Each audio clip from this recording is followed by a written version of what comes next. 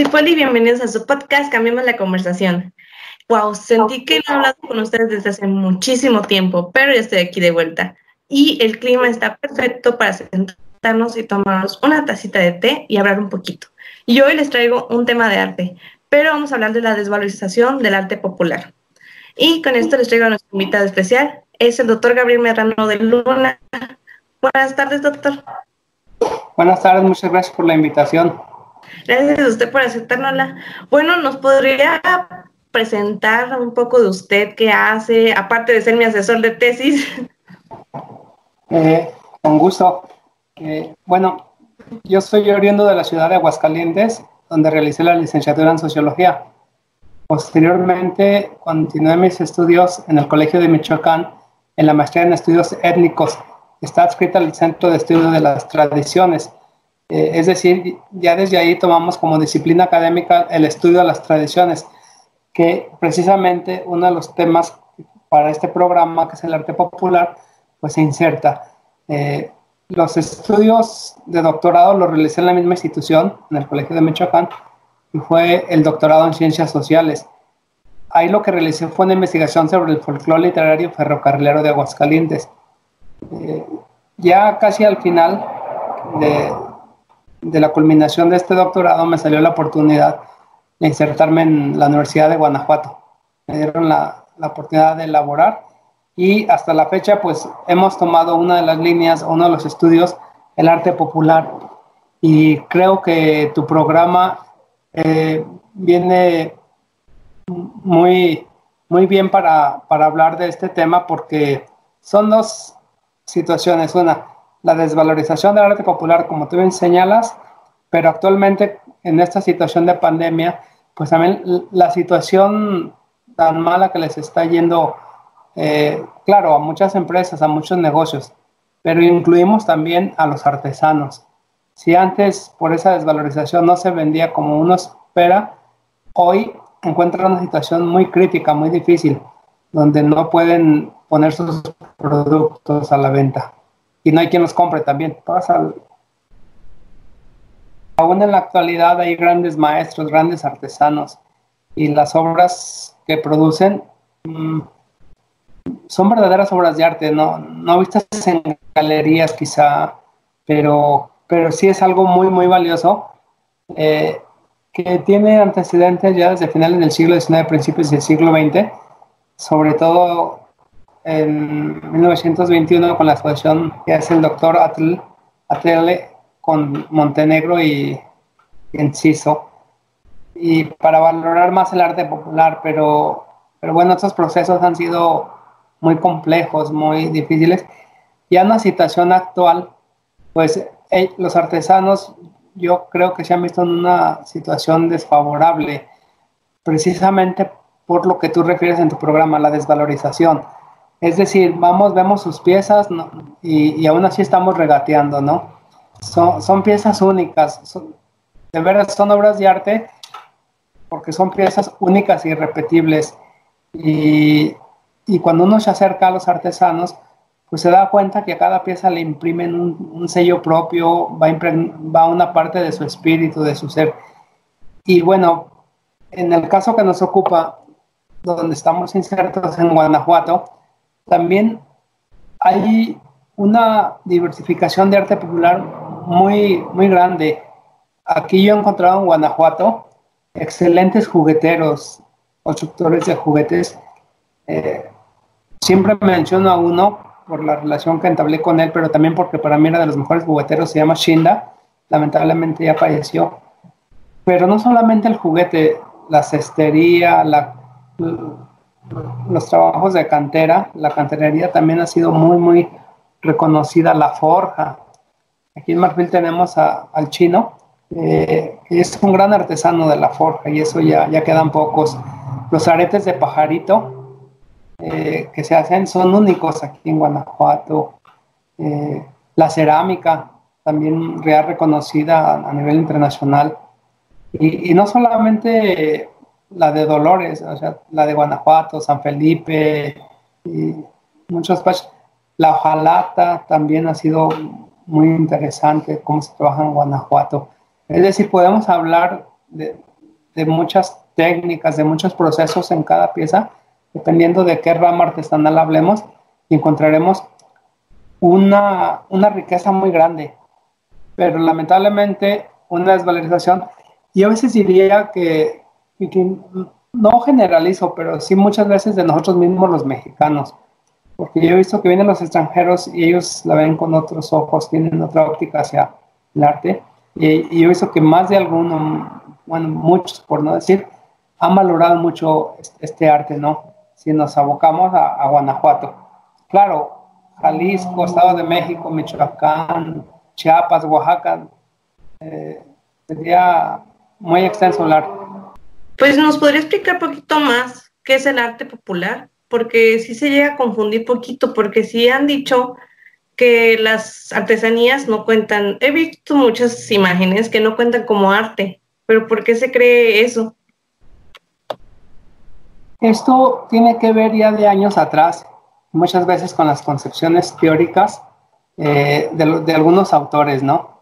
Que han señalado al arte popular, bueno, quitémosle arte como cacharros, si tú quisieras decirle, han desvalorado ellos mismos, pero cuando uno ve los procesos y los acabados,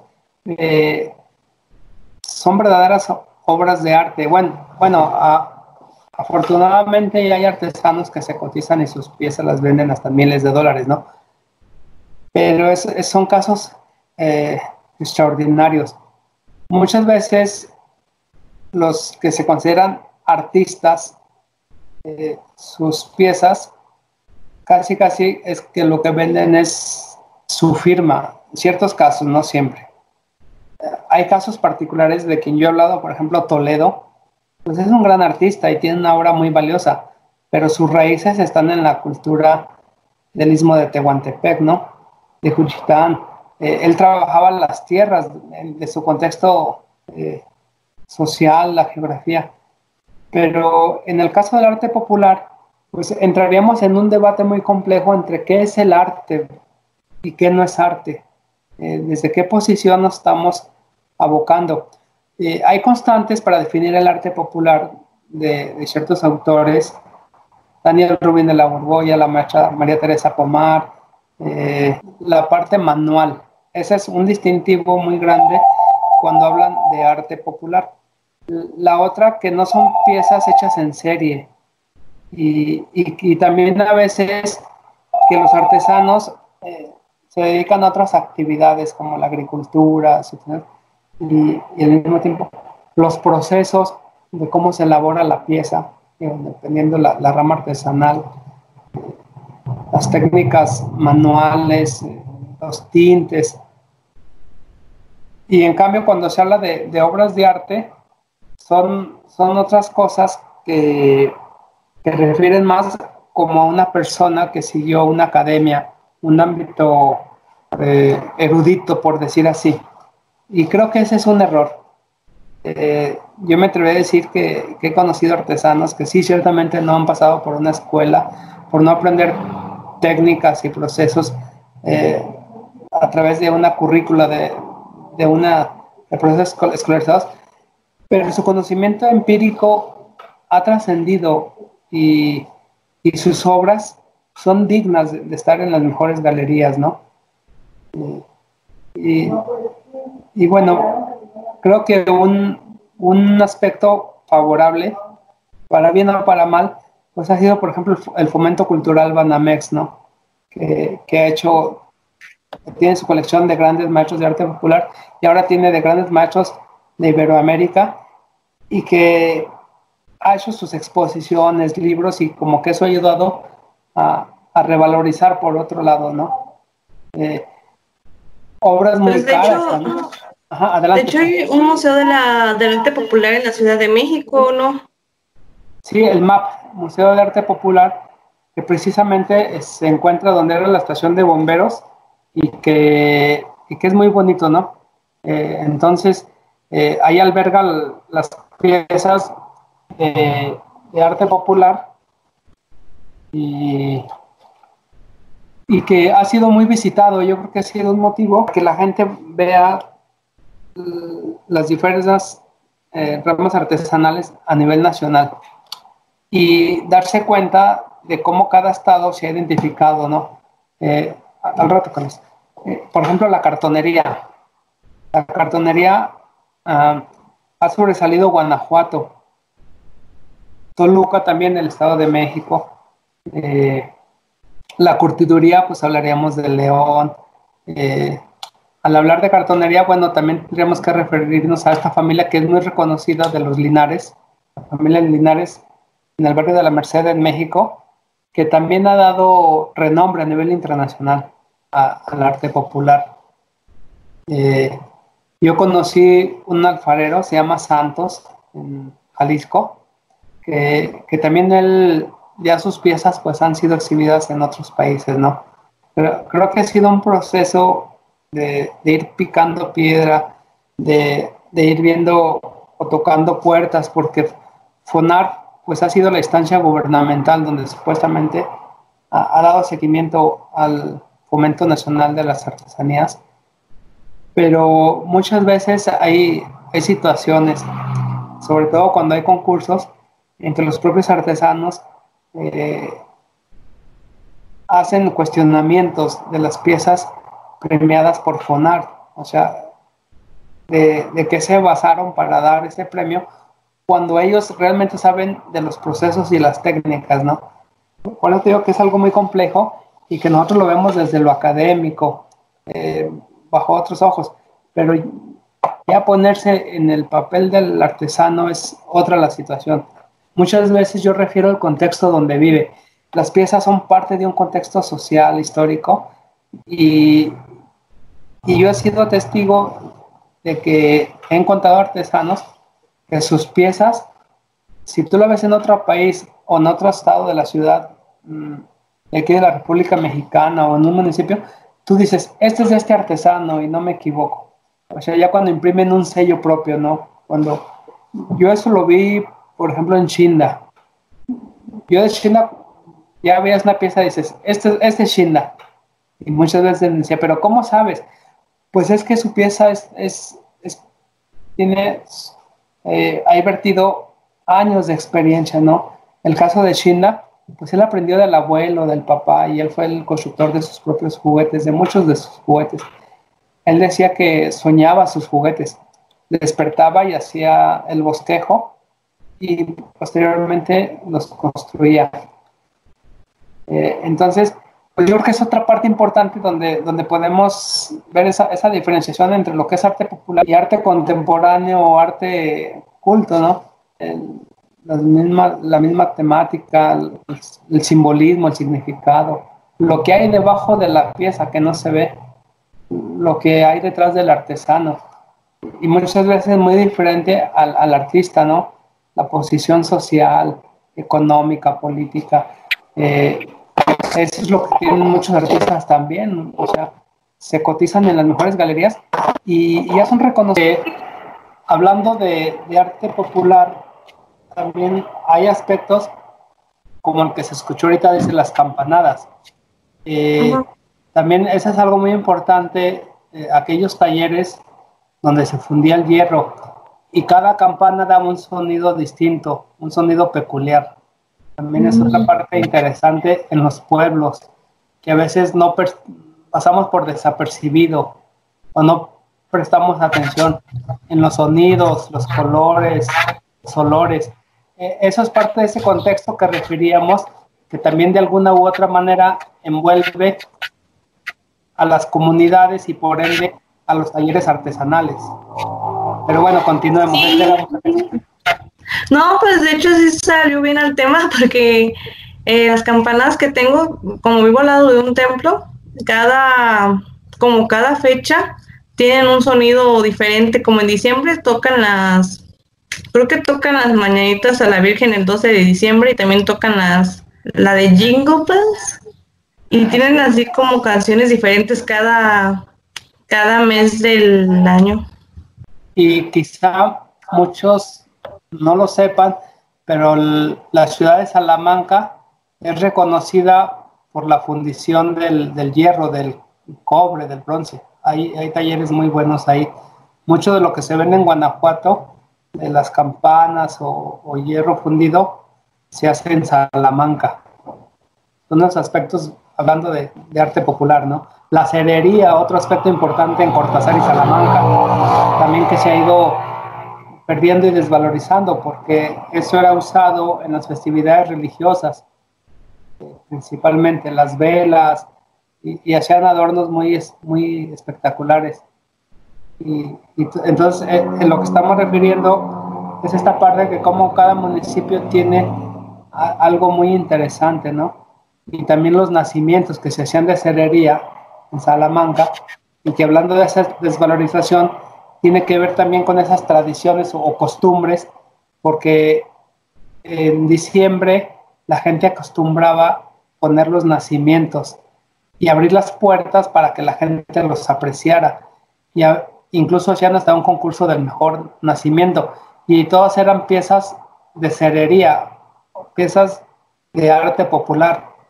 Hoy, además de la desvalorización, podremos agregar la seguridad, la cuestión que estamos viviendo en torno a la inseguridad y a la violencia, que es difícil que una casa monte un nacimiento y abra sus puertas a cualquier persona, porque el temor a que vean tu casa y puedan invadirla, ¿no? Han sido situaciones también judiciales. Lo mismo ha pasado con los artesanos en estas zonas. Citemos por caso Juventino Rosas, Cortázar, Celaya. Esta situación que están viviendo ha hecho que produzcan menos artesanía, que encuentren menos mercado. Esa inseguridad, ese temor a enfrenten a esta situación también les ha pegado mucho. A mucha gente en general, pero dentro de esa gente pues, también están los artesanos. Esta zona de Salamanca, Cortázar, Paseo del Alto, donde se trabaja excelente la madera, grandes talladores de madera en Apaseo, en Alto, la cartonería en Celaya, juguetería en Juventino, cerería, hierro fundido en Salamanca. La gente ya no va por temor a la violencia, y al no ir, pues ya no consume el producto del artesano, entre otras cosas. Pero también esa situación de pandemia ha ocasionado todavía que la situación se pusiera más trágica, ¿no? No solamente es el temor o la inseguridad, sino además es que esta pandemia, pues ni ellos pueden salir a vender ni la gente ir a comprar. Y eso estuve viendo en noticias recientes que algunos artesanos en la Ciudad de México estaban retornando al trueque, y era algo muy triste porque, bueno, triste e interesante, no sé cómo verlo, porque ellos daban su artesanía a cambio de comida. Una situación muy desfavorable, pues ahora sí. Y tenemos esa experiencia en otros países donde no hay necesidad tanto del trueque, sino la solidaridad, y la gente se ayudaba unos a otros, aún entre vecinos. México es otro contexto, otra situación, se puede entender, pero los artesanos están afrontando esta situación económica muy difícil. Es algo muy triste también.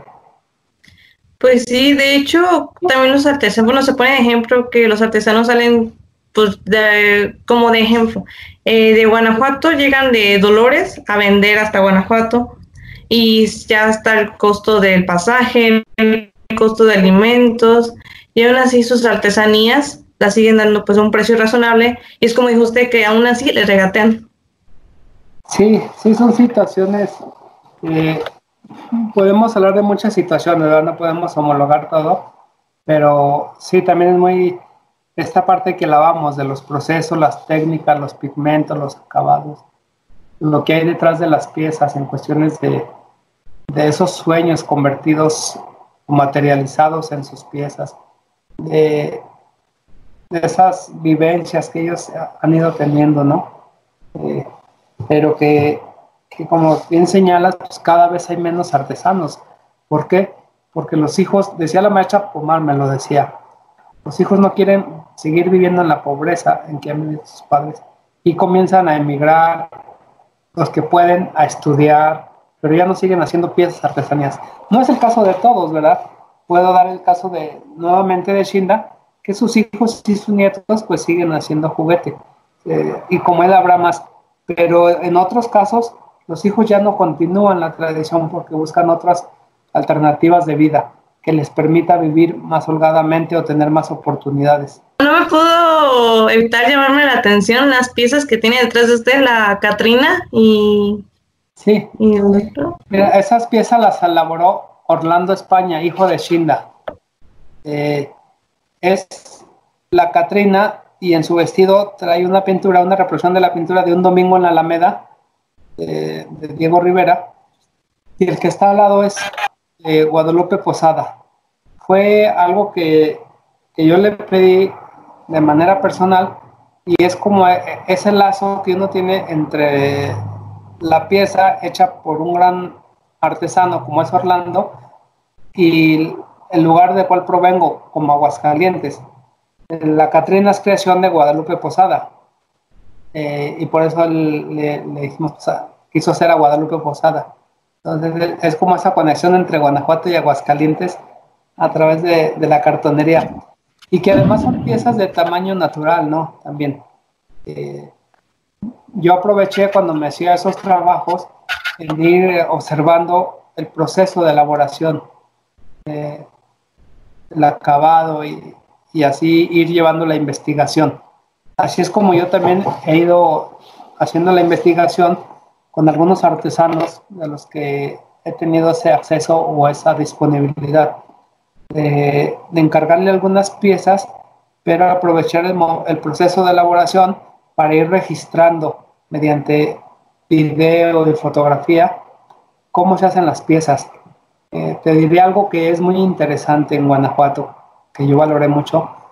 Shinda me llevó al cerro, me enseñó las tierras. Guanajuato es un estado muy rico por las minas, sus tierras. Y en ese cerro me maravilló porque había tierras color rojo, azul. Y el abuelo le enseñó a extraer de esas tierras los tintes naturales, cosa que ya no se hace. Ahora es más fácil ir a una tlapalería, a una tienda de pinturas y comprar la pintura ya hecha. Pero anteriormente los artesanos hacían sus propias herramientas. Este caso que te digo, Shinda, aprendió a hacer sus propios tintes, hacía sus propias sierras, le llamaban la Sierra San José, los pinceles con crin de caballo, con el pelo de la cola del caballo o de la crin, elaboraba sus pinceles y es algo también muy interesante de una época que hay quien sigue trabajando los tintes naturales, ¿no? En muchas comunidades en Oaxaca, Michoacán, Estado de México, pues se extraen de las plantas algunos de los minerales, otros de la grana cochinilla, van haciendo sus tintes naturales y con eso hacen su obra, ¿no? Hacen sus trabajos. El textil el telar de cintura, muchas veces ellos hacen mediante tintes naturales el color de sus trabajos. Pero eso es un proceso que conlleva tiempo y mucho, es complicado. Y ahí ligo nuevamente esa desvalorización, porque cuando ellos ponen un precio a la pieza, creo que volvemos a lo mismo. No valoramos cómo está hecha, ni siquiera lo queremos ver. Cuando son tintes naturales, cuando es un proceso de cocción de las flores o de la grana cochinilla, o si usan tierras. Y dicen, no, pues es que esta vale tanto. Sí, esta es china, el producto chino está hecho por millones y lo hacen en un día bastantes. Y estamos en esa etapa también que lamentablemente los chinos han hecho reproducciones muy buenas hasta de productos artesanales, ¿no? Y se ha vuelto una competencia desleal. Si vemos la parte histórica, si retrocedemos unos 30 años, 30 y tantos, 40 quizá, pues podríamos ver la introducción del plástico también. Y fue también un momento difícil para los artesanos. La llegada del plástico y por ende de todos estos productos transnacionales como Fisher Price, todas estas marcas que ya te traían juguetes de manera hechos en serie, y entonces ya muchos no querían comprar el caballito de cartón, preferían comprar el caballito de plástico, únicamente era más barato y duraba más.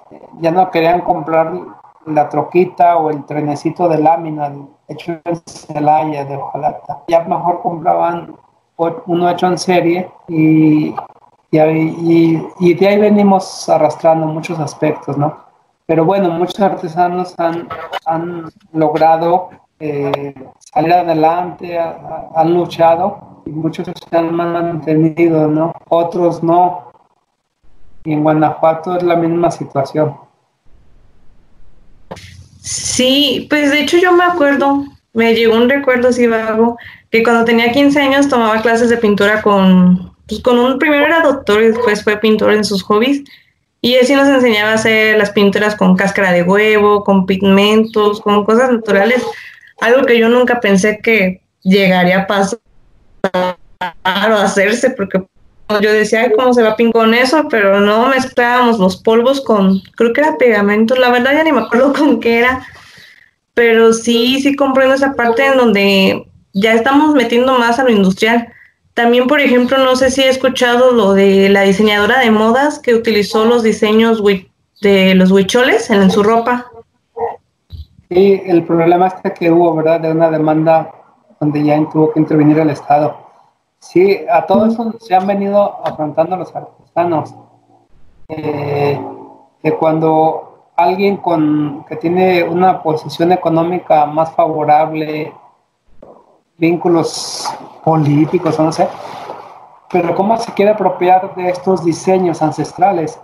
Y bueno, ese fue un ejemplo que trascendió, porque ese es otro problema también, y de esto también me lo hablaba mucho con la maestra Pomar, de que los artesanos no tienen los recursos económicos y a veces los conocimientos que conlleva patentar un producto. ¿Cómo pueden patentar? ¿Quién los orienta? Y se afrontan estas situaciones, que venga alguien más y se apropie de sus diseños. Tú referías a los huicholes, pues sus diseños muchas veces surgen de esos viajes o de esos sueños, ¿no? Cuando están... Ajá, de esos viajes astrales. Sí, cuando consumen el peyote como parte de su ritual, mucho de eso que ellos perciben o ven en ese viaje, lo plasman en sus diseños. Y que alguien llegue y te los tome. Hablabas de que no sabías cómo hacían el pegamento, el chino le llamaba la pegadura. Él me decía que lo sacaba de los retazos de lo que quedaba en el rastro de la carne de los animales, y lo cocía y de ahí sacaba la grenetina, y también con baba de nopal ellos hacían sus propias pegaduras. Muchas veces tiene que ver el contexto, ¿no? ¿Qué hay en la región y qué se puede usar para hacer los propios productos? Ya hoy es muy raro. Aquí en esta región, por ejemplo, de las tunas también han extraído tintes muy interesantes. Bueno, interesante en el sentido del color que brinda, ¿no? Ese rojo intenso, amarillo. Han usado también, también es interesante cómo la tuna, además de ser un fruto muy rico, puede también crear colorantes. Y todo eso se ha ido perdiendo. Hoy se ha industrializado más. La vida se ha hecho más complicada en ese aspecto, yo diría. O más fácil, de que vas y compras todo. Pero antes era un proceso, ¿no? Como la cocina mexicana, pues que realmente era un arte el cocinar, ver a las abuelas en esas cocinas grandes y todavía hacer la sobremesa. ¿Qué ha pasado con esas recetas, con esa comida tradicional? Y hoy las cocinas son muy pequeñas, han pasado en segundo plazo. un segundo plano, perdón, porque la vida ha sido más rápida, ¿no? Hoy trabaja la esposa, trabaja el esposo, hay una situación diferente. En el caso de los artesanos también muchas veces se han visto en esa situación también,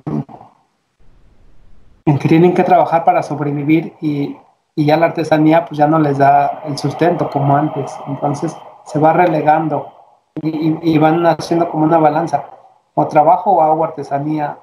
Entonces yo por eso digo, y si hay artesanos, yo conozco que quien sí vive de hacer su artesanía, o sea, también no es el extremo.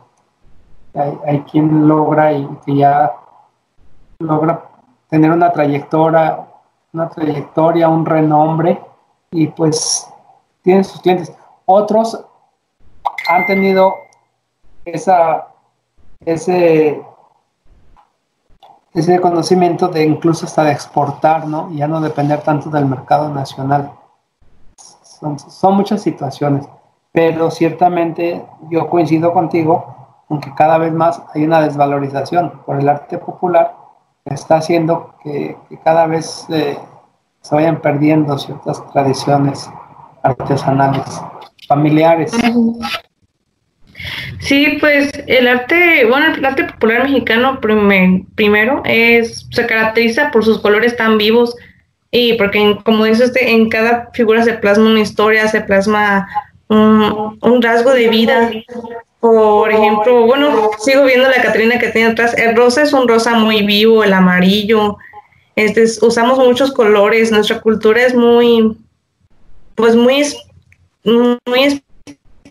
extensa, muy grande. Y México, decían muchos autores, y yo concuerdo con ellos, que es un país surrealista. Y yo creo que hasta la fecha sigue siendo un país surrealista. Pero si vemos desde finales del siglo XIX, principios del XX, cómo vinieron muchos antropólogos, pintores, fotógrafos, había un interés muy grande hacia México como parte de esa que es cultura fantástica, ¿no?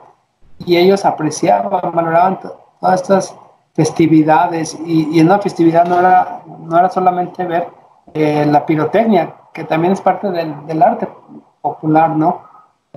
Como ahora por cuestiones de seguridad pues también ha sido regulada, pero en esas festividades pues como tú dices, ver a las mujeres con esa indumentaria hecha a mano, si vemos en el Istmo de Tehuantepec, son esas prendas que duran meses para estrenarla al día de la boda, para estrenarla al día de la fiesta religiosa. Y también pues esos autores iban precisamente a esas comunidades, ¿no? Buscando conocer esa excentricidad, por así decir, pero se encontraban, entre otras cosas, precisamente el arte popular, además de esas calles a veces de tierra, empedradas, paredes de adobe, no sé, fogones, pero eso es algo que también yo creo que deberíamos de volver a valorar nuestra propia cultura mexicana, tan llena de color, como tú dices. Yo tengo amigos de España, San Manuel Pedrosa, David Mañero, bueno, por citar algunos, Pilar García, etcétera, ellos les gusta mucho de venir a México y dicen que cuando vienen encuentran mucho de lo que han perdido en España. O sea, aquí todavía tenemos muchas tradiciones populares que se siguen haciendo de generación en generación y que en España se han perdido, ¿no? Y que es algo también bien interesante, bien importante en nuestra cultura, nuestro propio lenguaje. Aquí seguimos teniendo muchas leyendas, muchos mitos, en muchos lugares siguen hablando con el refrán para no decir tanta cosa y que entiendas rápido. Mi abuela nos hablaba con frases cortas y sentenciosas, ¿no? Y uno le quería ver la cara y nomás te decía, cuando tú vas yo ya vengo. Y dices, pues ya que dices, sí, claro. Sí. Sí, y en México, pues es otra cosa que tenemos, que es muy bonito. Nuestro lenguaje, nuestra cultura, nuestro color, nuestra visión hacia la muerte. En esta situación de pandemia, yo aquí donde vivo, la gente no cree en la pandemia y muchos dicen, pues si me toca, ya me tocó. son situaciones que tenemos otra forma de convivir y de ver a la muerte, ¿no? Desde pequeños. En Aguascalientes nos hacían calaveritas de barro y nos la daban con nuestro nombre cuando éramos niños. Aquí eran de alfeñique, ponían tu nombre y tú la comías. Para un extranjero, jugar con un cráneo que lleve tu nombre o comer un dulce de alfeñique que sea un cráneo, pues le parece muy tétrico. Y nosotros es parte, Sí, ¿no? sí, sí. Aquí De hecho, tenemos, nosotros tenemos como un cariño a la muerte, pues es hasta una santa, la Santa Muerte. sí, es un culto que en otros países dicen, pero ¿qué les pasa, no? O aquí Guanajuato, nuestro santo patrono, bueno, de los compositores vernáculos que ha sobresalido más, ¿no? José Alfredo Jiménez, sus canciones, no vale nada la vida no vale nada. Entonces, en el mexicano tenemos esos aspectos, ¿no? Ligados con la cultura popular, con el corrido mexicano, con las leyendas, con los refranes, pero que sí tenemos otra forma de ver la vida. Y, y regresando al tema del que estamos hablando, pues que esa parte de arte popular ha sido una parte, yo creo que muy importante, ha sido un aspecto que sí deberíamos volver a revalorar, como la blusa que traes, ver los colores que, que son y que esos nos han acompañado, ¿no? O que en comunidades vemos esos colores ocres, que es algo fascinante, ¿no? Por las casas de adobe, por las calles de tierra, no sé, son, usan mucha madera en el caso de Michoacán, Estado de México. Entonces, yo creo que basta con abrir un poco los ojos y volver a valorar, ¿no? Y ponernos en el lugar del otro y a lo mejor como solidaridad, como le dicen en España, que consumen lo local, entre comillas, pero más que lo local, lo de la comunidad, porque saben que muchas veces son grupos pequeños unidos a otros grupos de otros países que lo único que buscan es el autoconsumo con productos orgánicos, apegados más a lo natural, y que están buscando un mercado nomás de autoabastecimiento, no hacerse ricos. Y aquí es lo que yo creo que podríamos hacer algo similar, digo, en otro contexto, en otra cultura, pero con los artesanos.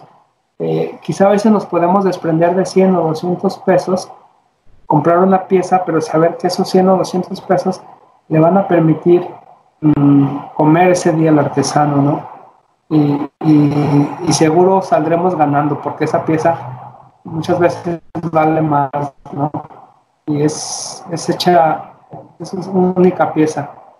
Eh, y yo creo que ahí sería como el mensaje que podríamos dar en este programa, que, que no fomentemos la desvalorización, sino concienticemos y seamos parte de la revalorización, porque no solamente es del artesano, es de nuestra propia cultura, es de nuestras tradiciones, es seguir preservando un aspecto sociohistórico, ¿no?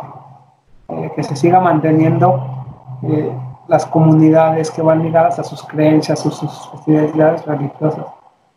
Porque muchas veces, bueno, en el arte popular sabemos que inicialmente comenzaban haciendo vasijas y cacharros, pero para uso familiar, uso cotidiano.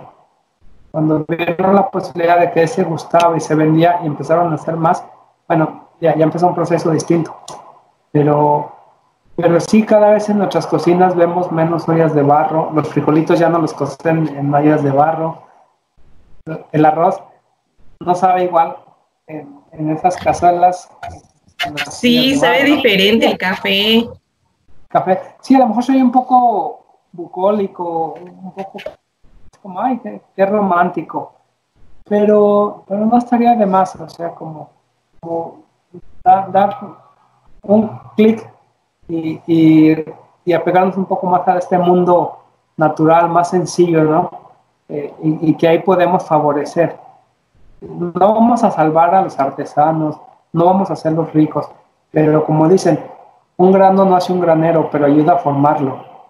Y yo creo que ahí es donde podríamos tener algo de aportación, o al menos concientizar, si no lo compramos, como tú dices, el respetar, el respeto, ¿no? Al menos eso.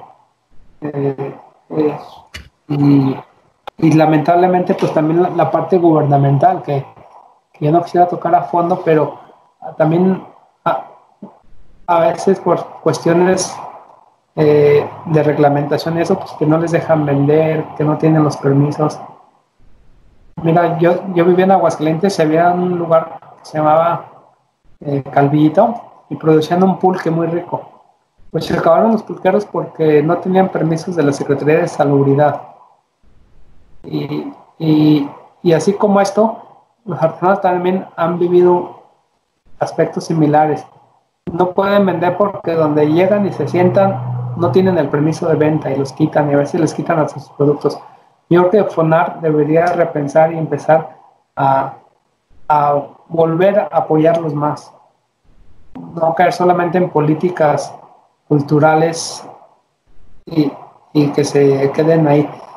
Aquí en diciembre lamentablemente falleció el doctor Virgilio. Él tuvo en el Museo Jane Byron un pequeño taller donde tenía varios artesanos y Jim precisamente diseñaba las piezas. Él decía, o siempre criticaba la parte gubernamental porque él sentía que se les podía ayudar más. Es decir, si el gobierno compraba X toneladas de lámina para los que hacen hojalata y se los vendiera a precios más económicos que como ellos lo compraban en la ferretería, ya se estaba ayudando, ¿no? El gobierno no tenía esa capacidad. Y si hablamos de lámina, podemos hablar de otras cosas, ¿no? Poner más atención en la tala de madera. Ya muchos constructores de muebles, de juguetes, de tanta infinidad como en Michoacán, pues están viendo situaciones difíciles porque cada vez hay menos madera en sus bosques. La tala inmoderada está también acabando con muchos artesanos. Y si la quieren conseguir, la consiguen más cara.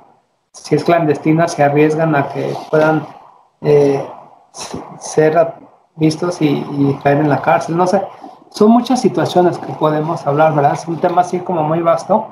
A lo mejor decir, podríamos retomar solamente una rama artesanal, un estado y puntualizar más. Pero está bien también dar esos aspectos generales que otra vez llevando agua a nuestro molino, podemos volver a afirmar. Está habiendo una desvalorización. O sea, nos está trayendo a lo mismo. Y esta plática ojalá sirva para fomentar una valorización, ¿no? Ese sería como el eje, pues, de nuestra plática y donde podemos dar muchos ejemplos de ramas artesanales, de artesanos o de diferentes estados de la República. Y yo también no soy especialista y no sé de todos los estados, pero al menos de ciertos aspectos sí lo he visto con mis propios ojos, ¿no? El más cercano fue Shinda, digo, entre otros, pero él revistió una parte importante y muy especial porque incluso hasta el 2015 fuimos a España, lo llevamos a España. Y qué bueno que sacó este tema porque precisamente hay una valorización de todo lo que él hacía, de sus leyendas, de sus mitos, de sus juguetes. Y yo decía, qué bonito sería que en México Shinda viviera esto también. Los nadie es profeta en su tierra, pero sí, ahí está un claro ejemplo de una valorización hacia un artesano y un gran narrador oral en un país distinto, en una cultura distinta, quizá porque ellos han perdido mucho de eso o ya lo tienen muy poco, y como hay una desvalorización en su propio Juventino Rosas, en Guanajuato, de donde él era, ¿no? Yo creo que ese es un ejemplo muy, muy claro que yo te podría decir que yo viví con uno de los mejores artesanos que he conocido. Y son dos contextos, ¿no? Europa, España, Madrid y Guadalajara, y México, Guanajuato, Juventino y la región. Mira, recordé a Juan Rulfo. Juan Rulfo. No oyes ladrar a los perros. Y esa es otra parte muy interesante. Es uno de los literatos más reconocidos en México y a nivel internacional. Pero volvemos a lo mismo, en ese aspecto. Lo que él escribía era parte de la vida cotidiana, de la cultura popular. Era una literatura popular, por así decir. Pero desde que se da ese reconocimiento, ya muchos lo toman como si fuera una literatura muy culta, ¿no? Pero al final de cuentas, ve de lo que habla y es de lo que estamos refiriendo aquí. Esas historias de un pueblo, ¿no?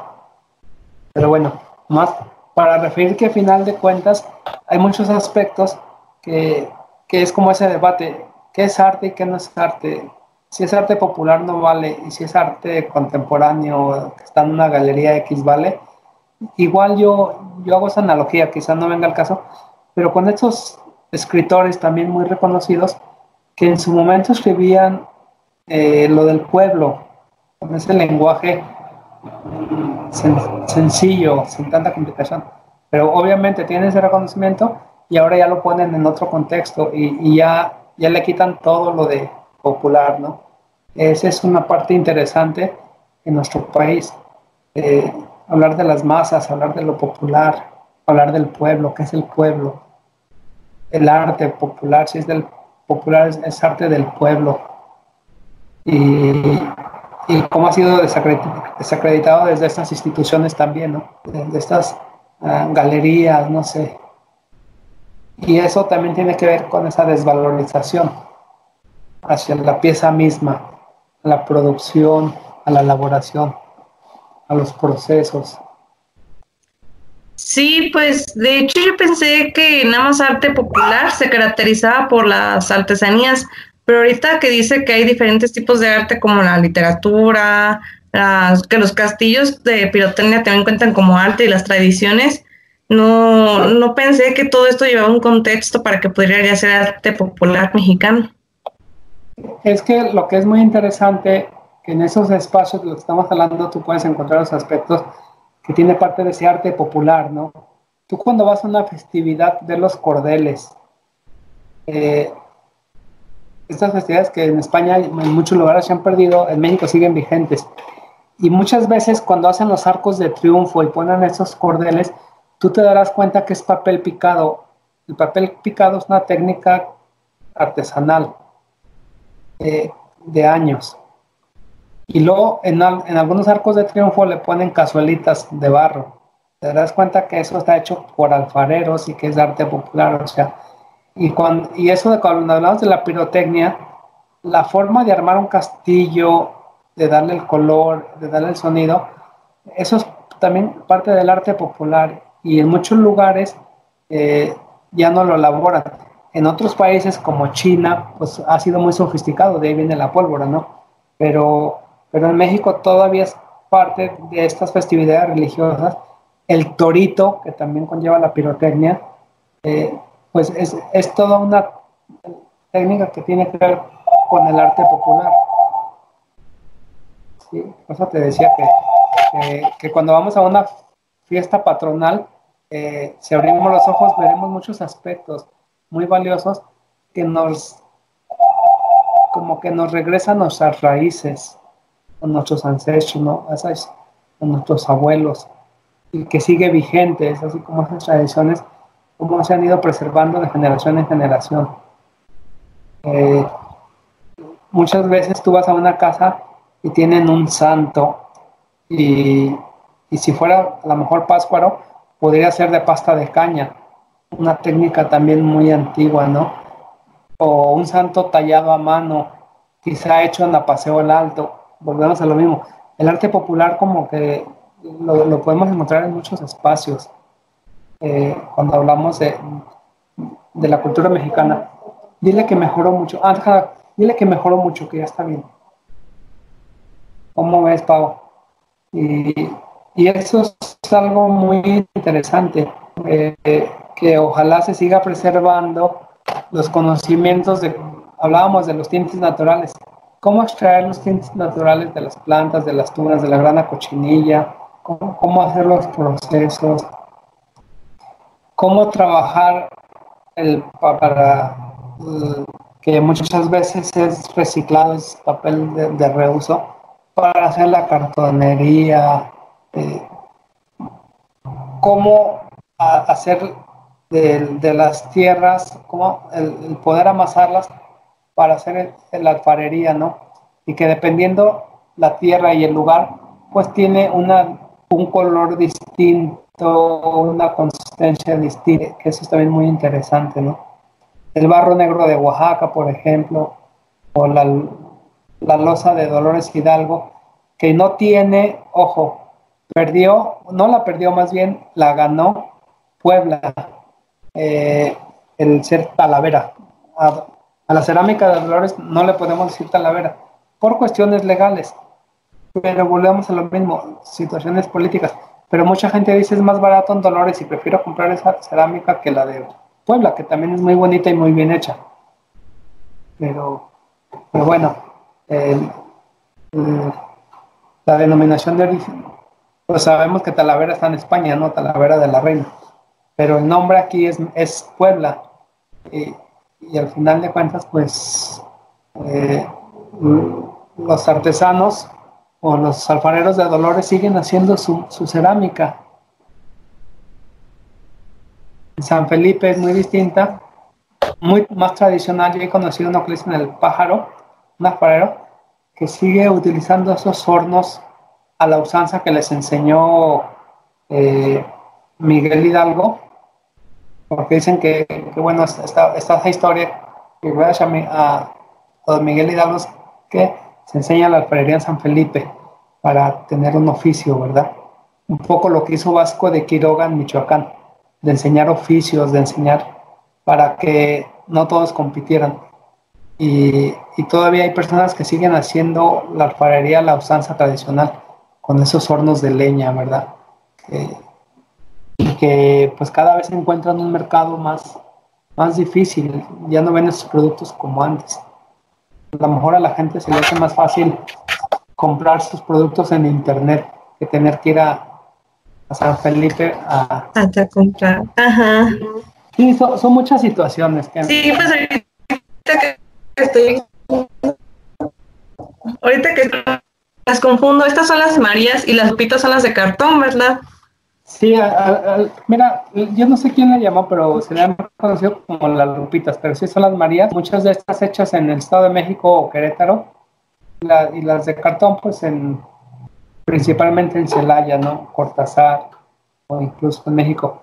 Pero a lo mejor también, y viendo el interés que tú tienes, porque me consta que tienes un gran interés como alumna, lo he visto, a lo mejor también se puede aprovechar este programa y lanzar este mensaje a los jóvenes, ¿verdad?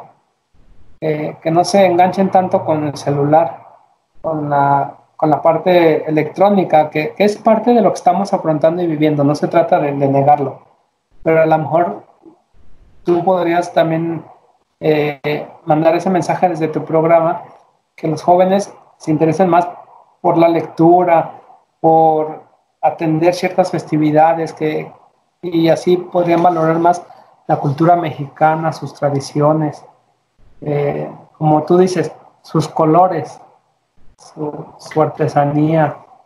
Eh, y yo creo que este programa podría ser, sí, porque bueno, lo estás generando tú y tú tienes un interés, y este puede ser el eslabón para que llegue a jóvenes, ¿no? Y abran un poco más los ojos, porque eso les permite volver a tener más sensibilidad, esa parte humana que se está perdiendo también. Yo creo que esa desvalorización conlleva también esa parte humana que cada vez se está perdiendo, ¿no? Cada vez más somos más individualistas, más egoístas, nos encerramos más, la pandemia nos está poniendo frente al espejo y nos está permitiendo ver esa otra parte de la vida, ¿verdad? Que se ha ido perdiendo. Poner el ojo en el otro, tener más convivencia familiar, pasar más tiempo en familia, y que ojalá pase esto pronto para que esto nos permita en el encuentro de los amigos, en la familia, pues poner esta atención de lo que estamos hablando también, ¿verdad? Sus creencias, sus historias, sus vivencias, aprender a escuchar al otro también, a preservar esos documentos, a preservar esos tesoros que hay en casa y que a veces no los logramos ver. Y que a veces basta acercarse al abuelo o al papá y preguntarle cómo era cuando tú eras niño, y te va a contar muchas historias. Y seguramente te podrá referir cosas que tienen que ver con aspectos del arte popular, de la religiosidad popular, de las leyendas, no sé. Y veremos que eso ha sido parte de nuestras vidas, de nuestra vida cotidiana. Podemos lanzar una pregunta, Pau. Si en la casa de quien escuche este programa hay algún objeto de arte popular o de artesanía, ¿verdad? Sería interesante. Sí, pues sí, chicos, y o gente que nos escucha, si tienen en su casa algún objeto de arte popular o alguna artesanía, no sé, una pintura, no, mándenos foto, coméntelas en el estado de aquí, abajito, y nosotros encantados de leerla. Vamos a seguir apreciando más esto, a fomentarlo más y que siga creciendo este tipo de arte popular para que no se vaya desvaneciendo. Y agradecerte, Pau, agradecerte la invitación, sobre todo tu interés por no desvalorizar, sino al contrario, por valorizar el arte popular, la cultura, por dejar un mensaje a los jóvenes. Eso es gratificante. Eso es algo, te felicito. Y como dices, soy tu traductor. Sí, y eso también para mí es de mucho gusto, porque sé que eres una gran estudiante y que te preocupas por algo más, no solamente por lo que acontece a un metro de ti. Felicidades. Ay, gracias, profe. Pues bueno, ya vamos a tomar esto como una bonita reflexión, porque sí, también con lo que nos expresó usted, profe, por aceptar mi invitación, por darnos un poquitito de su tiempo, a pesar de las fallas técnicas que tuvimos. Y algo más que le gustaría decirnos, una despedida. Pues agradecerte y agradecer al público Radio Escucha, o al que escucha en las redes sociales, para que haga caso al mensaje que intentó dejar Pau y a mí como invitado. Que veamos más hacia nuestro interior y que veamos que hay cosas muy valiosas, muy bonitas y que no cuestan nada. O si cuestan algo, no es tanto. Y que la vida puede ser más sencilla, que nos compliquemos menos, para valorizar más nuestra cultura, nuestra familia y en este caso el arte popular. Pues bueno, muchas gracias, profe, y gracias a ustedes por escucharnos. Espero que les haya gustado mucho el tema y los esperamos a la próxima para cambiar la conversación.